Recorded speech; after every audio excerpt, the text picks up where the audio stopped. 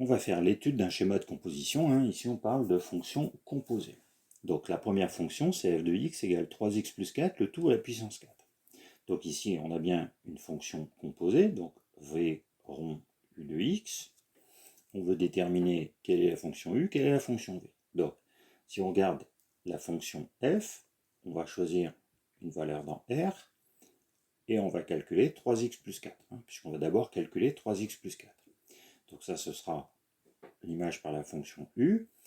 On obtient alors une valeur dans R.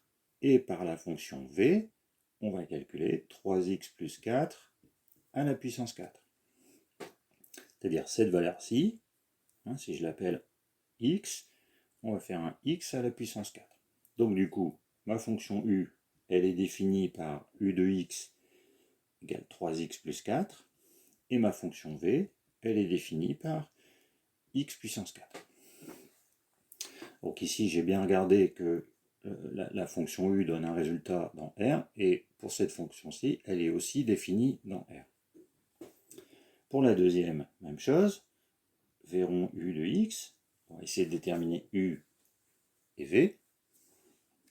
Alors ici, on va prendre une valeur de x pour calculer exponentielle x. Donc, on est dans R, et on obtient une valeur positive. Hein, donc, dans R plus, on peut dire même R plus étoile.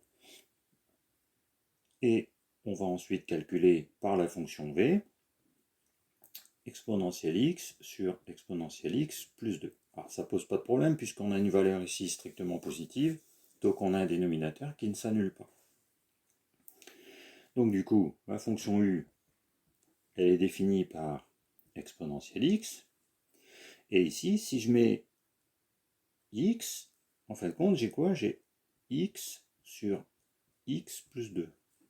Donc ma fonction v, c'est la fonction x sur x plus 2, la fonction quotient x sur x plus 2. Donc voilà comment j'établis mon schéma de composition, et donc je trouve mes deux fonctions qui font ma fonction composée.